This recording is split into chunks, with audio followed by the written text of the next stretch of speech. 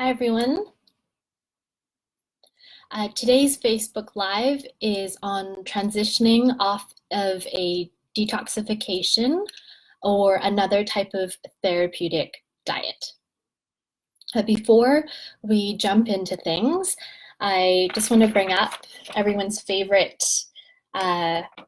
quarantine game, or at least I hope it is, Brio Bingo. I hope you're all making progress on your cards. And I still got a ways to go, but the contest doesn't end till June 21st or Father's Day. So there's still plenty of time to check the boxes. So why I picked this topic was a little bit selfish. I just finished a 10-day detoxification program with actually 10 other people through the inaugural Brio Virtual Group Detox program. And I can confidently say that it was a success. Yay. Hi to any of the group members that are watching. For myself, I'll just share quickly what I noticed through the detox was a reawakening of my taste buds. So really tasting the subtle flavors of basic foods again without a lot of salt, sugar, or fat. And also getting back in touch with my internal hunger cues. I was often not finishing all my food, which is unlike me. I was sensing that I was full before all the food was gone. Overall, my body feels rested, and I have the energy I need to support all my usual activities and then some. If I wanted to do an extra 20-minute of exercise, I wouldn't be put off because I didn't feel like I was capable. So overall, my body feels rested. But some less expected gains were actually improvements in my hearing acuity. I can hear someone talking to me in the other room with the door closed. Not an ideal situation, but it used to really annoy me because I could only half hear, but now I can hear a lot more. Changes in my skin texture, so less oiliness in my T-zone. That was like a jiffy there. And dry patches on my cheek. I tend to have combination skin, and it was a lot more balanced. And also a minor thing, but it was consistent, less eye discharge or sleep in the corners of my eyes when I woke in the morning. So lots to be gained, but it was not without its struggles. I had an undeniable healing crisis with eczema popping up back on my hands and dull achiness in my muscle and joints, more days than not. As our bodies undergo a detoxification process, toxins formerly lodged in our tissues get released into the bloodstream. And this is necessary for our liver to do its job, and subsequently other organs downstream to further detoxify and eliminate. But it means that things can get a bit worse before they can get better. And this is due to the increase in serum concentration of toxins. Further, the detoxification I did involved a medical food, some liver support capsules, as well as a diet plan. In this version, the diet wasn't that easy. During the height of it, I was limited to eating not much more than fish or beans as a source of protein, a short list of vegetables, think cruciferous vegetables, leafy greens, onions, even an even shorter list of fruits, literally apples, pears, lemon, and lime. And for flavor, just a touch of oil, vinegar, herbs, and spices. There's a point where I actually felt like I was ingesting more of that medical food through shakes than actual whole foods. Many detox programs instruct people to avoid common allergens and processed foods. And some, like the one I did, are more restrictive and can be best described as a modified elimination diet. So it's an empirical way to test for food sensitivities and even allergies by abstaining from them for usually at least 2 weeks. Mine was an abbreviated one based on my symptom score. So at least 2 weeks. I did 10 days, and longer is better, actually. 3 to 4 weeks is preferred, and longer ideally, because the longer those foods are out of your system, because there can be a delayed reaction, the clearer the results when you reintroduce them.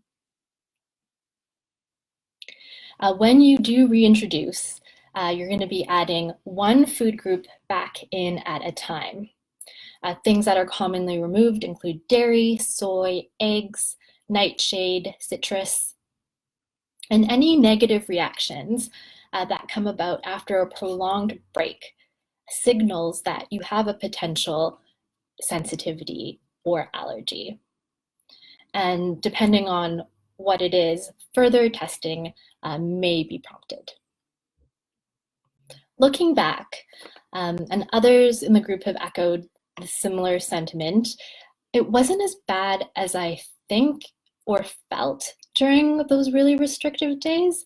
And overall, given the numerous benefits that I mentioned, I would 100% do it all over again at the drop of a hat. I want to underscore also that it was only 10 days, shorter or longer compared to other detoxes, depending on whether you're buying something off the shelf or have a more personal program with your healthcare provider, or are just taking an initiative to eat lighter for a weekend. So mine was only 10 days, and it was with the backdrop of a global pandemic where a lot was shut down. I know a lot of people are taking this opportunity to work on themselves and their health habits. It's also not my first detox, so I have a few tricks up my sleeve to keep myself entertained. And I had the support of the other participants in the virtual group detox, which I'm incredibly thankful for. Unlike some other members, which I'm envious of, I was the only person in my household doing it. So of course, seeing them eat things I couldn't enjoy was tough at times. So now that I've crossed the checkpoint, I set out to do a 10-day detox, and I've gotten to that point. I'm not going to call it a finish line, because my journey is going to continue. As I mentioned, the detox was a modified elimination. So then comes the work of challenging all those foods I removed. I'm thinking about what does my day 11 look like and beyond, when there is no longer a formal program outlining what I'm supposed to be eating and taking every day.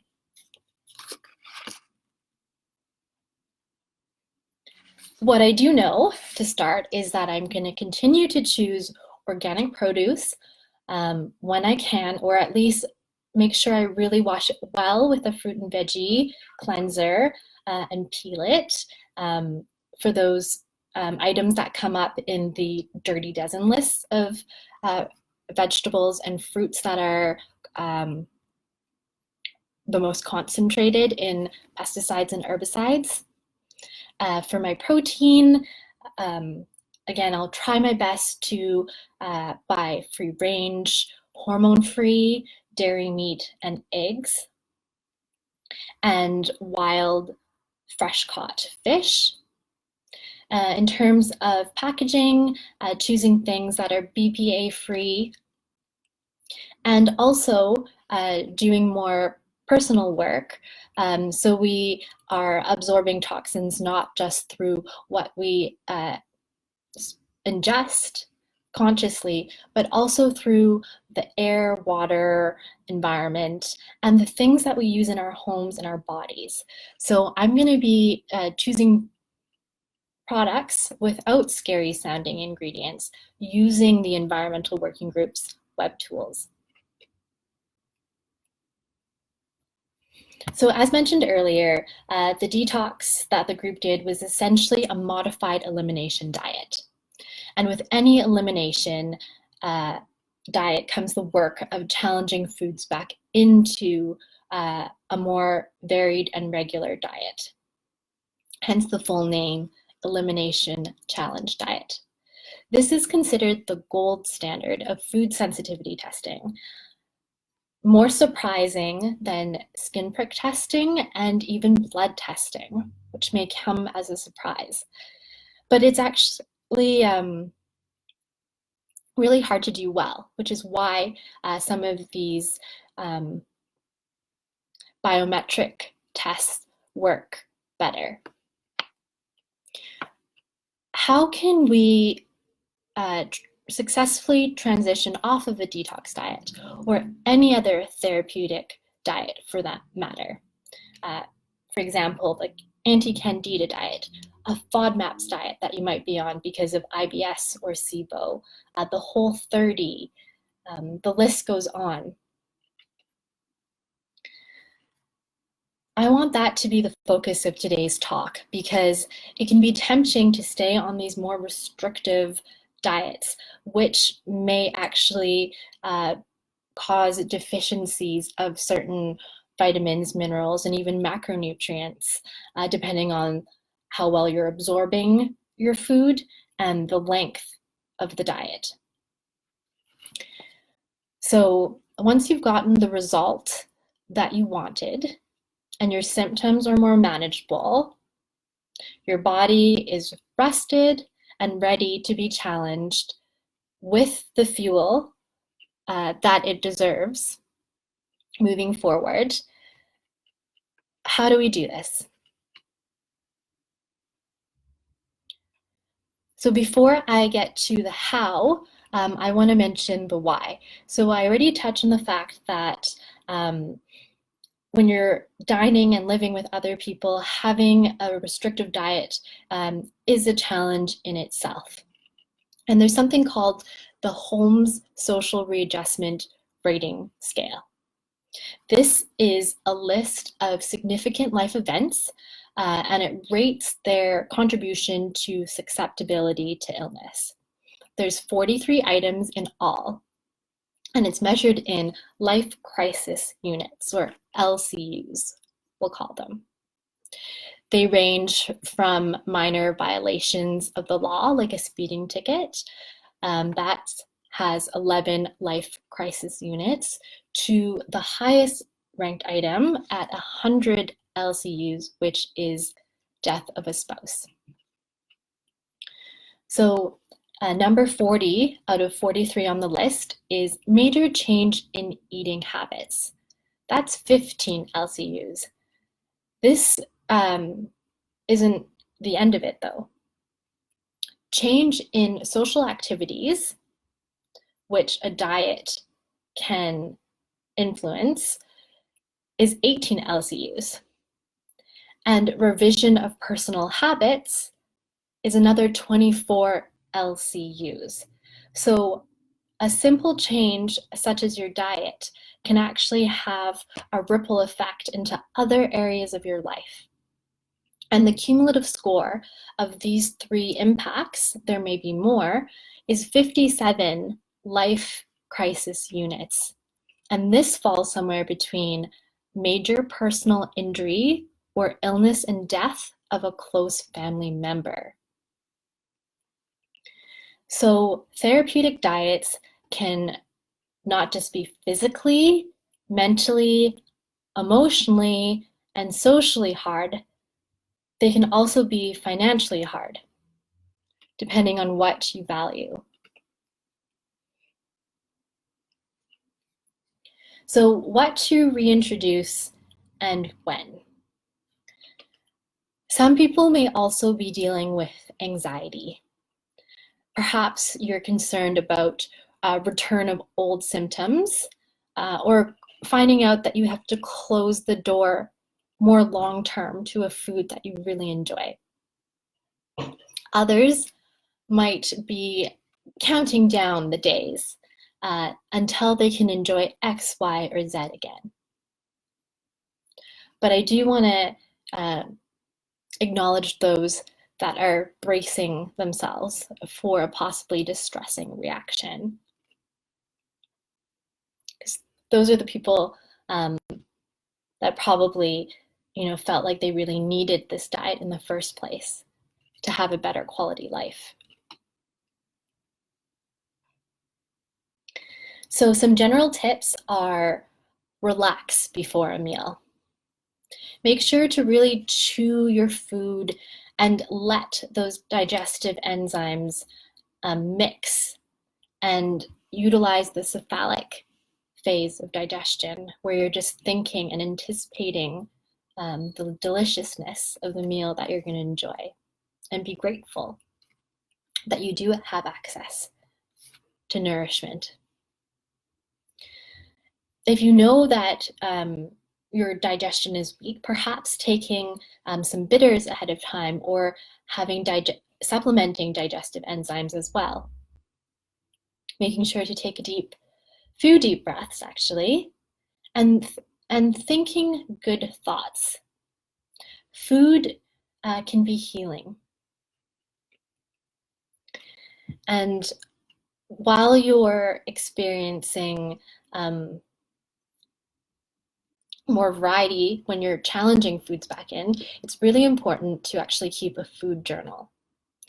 The elimination part can be done much more easily for someone who's good at following, instructions, but there's an art to bringing those foods back in. So I want to emphasize that food isn't just fuel. It is also information. And thinking that it's simply fuel and not taking time separately from the other things you're doing to eat actually is the kind of relationship that may have gotten you in trouble in the first place. The idea of food is information, so it can reveal sensitivities and allergies, but the rate at which it can do this can happen in as little as 60 seconds. And you can kind of gauge an intolerance with something called the pulse test. And I'll detail how to do this in my summary, which should be up tomorrow. Okay, so finally the nitty-gritty. To bring foods back in, you're going to add one food group back per day. The program I was on suggested 1 or 2, but that can send mixed signals. So as more spacing will really allow you to assess if you have a reaction, especially after you've been avoiding it for a number of days. And you'll want to wait 1 to 2 days before introducing a new food or a new food group. Again, I would prefer longer, so 1 food every 2 days. And so if I had dairy on Monday, and that could be in the form of milk, cheese, ice cream, I only want to add a new food until any reaction from that food subsides. So if there's no reaction after 2 days, I can move on. But if I do have a reaction, I want to wait longer. And depending on how inflammatory the foods are, you may be reacting to foods in the same family.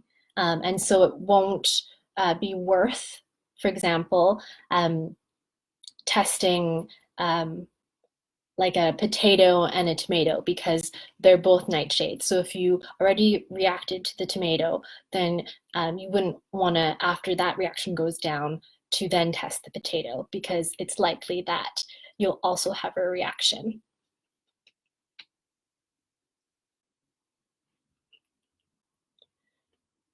And why the challenge works more than in your daily routine when you're just eating a variety without restriction is that when you're eating foods that you're sensitive to, you'll often develop systemic inflammation, especially with the concept of leaky gut or increased intestinal permeability, which many people have symptoms of. When you are constantly under a low level of inflammation, you might not notice the change as sharply as when you've really scaled back that inflammation and then introduced a potentially offending food. Depending on how varied your usual diet is, the reactions that you experience from reintroducing, the reintroduction phase may actually take longer than the elimination phase. And so this is where perhaps a food sensitivity test by means of like a blood spot or a serum sample can be helpful because it can ID those foods that you infrequently rather, consume. But it's also necessary to have eaten those foods in the past weeks in order for it to show up in the test. So it's a bit of a double-edged sword. I mentioned avoiding foods in the same family if you've had a reaction. I've mentioned nightshades already. Citrus, I think people are more familiar with. So reacting to a grapefruit versus a lemon. There might not be a ton of difference. It's better to jump between food groups rather than staying within one if there is a reaction. Another food group is rose that some people might not be aware of. So this includes things like apples, almonds, stone fruits, berries. And also, if you can, be more intentional and reintroduce least inflammatory foods first. So it's a little counterintuitive. So with the example of dairy, a glass of cold milk will probably trigger a reaction much faster than, say, a cheese or something more processed, as long as it's not a multi-ingredient complex food like ice cream, because that will have sugar and that might have eggs. And if you're not sure and haven't challenged those things individually back in yet, you don't want to introduce them together because that will confound the reaction if you end up having one. Another thing that I learned from the detox was to not eat the same things day in, day out, even if they are really healthy superfood. Kale and a lot of leafy greens actually have a large pesticide load relative to their weight. And a general rule of thumb that I practice is not to eat the same thing more than 3 or 4 times a week. And so I'm talking about actually 3 or 4 meals a week. Also, eating the same things constantly, regardless of how well your body responds to them or how nutrient packed they are, is not really in sync with nature. With a seasonal 100-mile diet, typically we're not having mangoes in the middle of winter. So being forced by choosing more locally to vary our diets throughout the year is also helpful to prevent accumulation of any additional things that may come with food that we don't expect. An example is arsenic in rice. There's sometimes a little extra based on just modern industrial agricultural practices, more than meets the eye. And as people who are on the FODMAPs diet might know, just because one serving of a food is okay, it doesn't mean that a 3 will be. So if you suspect that you're sensitive to something, and you have no problem, you're pleasantly surprised, it's worth challenging again at the next meal time just to double check.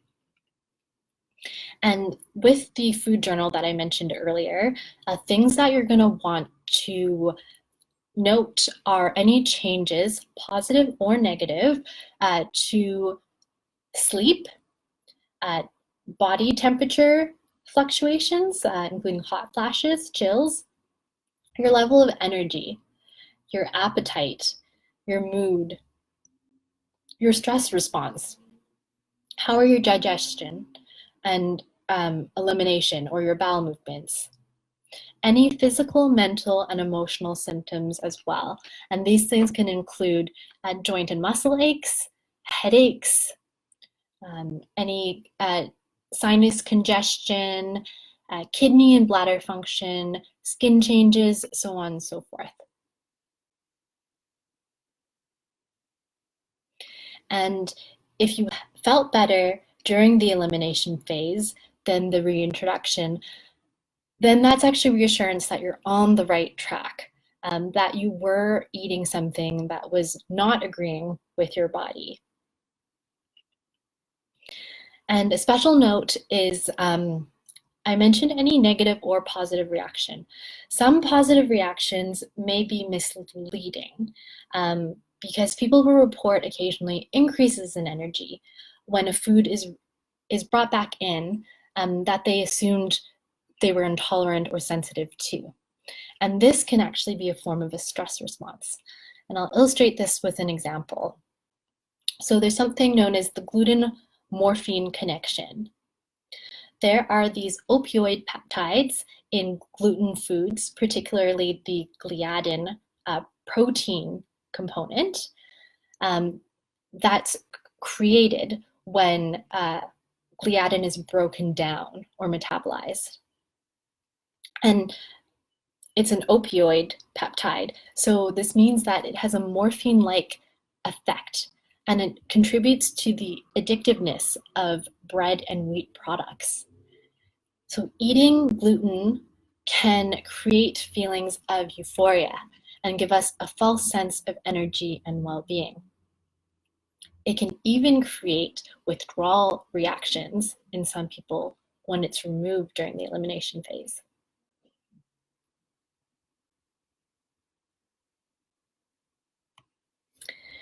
I'm just noticing the time now, and I wanted to say something about weight loss, but I think I will hold off on that. Just to summarize, what I wanted to say was that it can be a side effect of detoxing and other healthy diets, and it's an outcome that someone can get attached to, but that is not the point usually.